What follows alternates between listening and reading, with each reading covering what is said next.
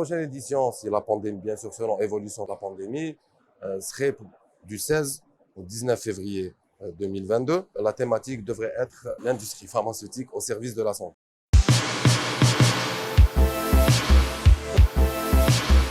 Honnêtement, c'est le travail et la persévérance d'essayer de bien faire les choses. Et je dois reconnaître aussi que l'effort des différents laboratoires et différents exposants y est pour beaucoup, permet de donner un beau salon avec leurs efforts au niveau des stands, au niveau des designs et aussi, bien entendu, le nombre de visiteurs professionnels de la santé, notamment les pharmaciens d'officine, à venir nous visiter. C'est devenu un rendez-vous incontournable grâce à tout le monde. C'est une chaîne qui doit être. Donc nous, en tant qu'organisateurs, effectivement, on fait un travail pendant une année pour chaque édition, à préparer la thématique, à préparer les conférences, à préparer le salon. Et de l'autre côté, les laboratoires sont là, ils sont réactifs, ils font l'effort, travaillent vraiment pour ce festival. Finalement, c'est devenu plus, c'est leur salon, c'est le salon des laboratoires et des pharmaciens qui viennent.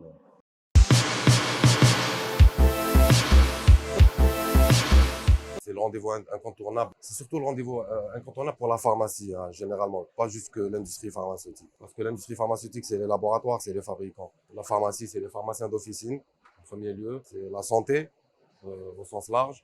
Donc vraiment, ça englobe l'industrie pharmaceutique et la santé. N'oublions pas que le rôle du pharmacien d'officine est très important. N'oublions pas que c'est le premier. C'est lui le professionnel de la santé du quartier. C'est lui qui connaît tout le monde. C'est à lui qu'on vient en premier lieu. Donc c'est vraiment le salon de la pharmacie au sens large du terme. Bien sûr, l'industrie pharmaceutique, par la force des choses, c'est les laboratoires qui le font. C'est la richesse du CIFAL en fait. L'industrie pharmaceutique et la santé, un espace d'échange, de débat pour parler de l'actualité sanitaire, de l'actualité de l'industrie pharmaceutique, du rôle du pharmacien.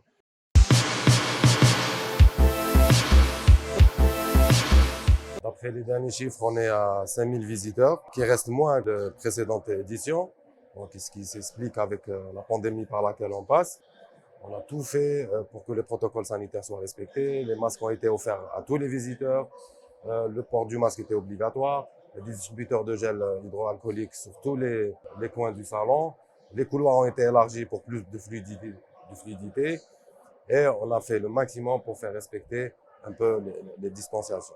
Par ailleurs, cela va de soi, la thématique de cette année était autour de la crise, justement. Donc, la pharmacie au temps des crises.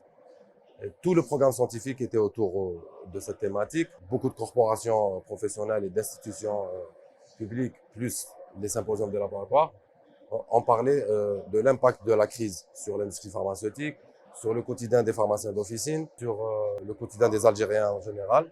On a fait un débat autour de justement l'impact de cette pandémie sur l'industrie pharmaceutique, sur les pharmaciens d'officine, le professionnel de la santé, et aussi les leçons à tenir et comment on peut se prévenir d'une éventuelle prochaine pandémie. Il y a plus de 120 exposants, dont la plupart sont des laboratoires pharmaceutiques locaux, ce qui prouve l'essor de l'industrie pharmaceutique algérienne depuis les 15 dernières années. On voit que tous les efforts ont été faits par les laboratoires, même pendant le CIFAL, de par leur stand, pour faire respecter les protocoles sanitaires, par leur symposium. Donc je les remercie tous pour ça. Je tiens aussi à rendre hommage à tous les pharmaciens d'officine qui ont combattu pendant cette pandémie, qui étaient en première ligne, et tous les autres professionnels de la santé. Allah yarham tous ceux qui ont perdu la vie dans leur mission. La prochaine édition, la 16e, est prévue pour février, en espérant que, bien entendu, cette pandémie soit derrière nous.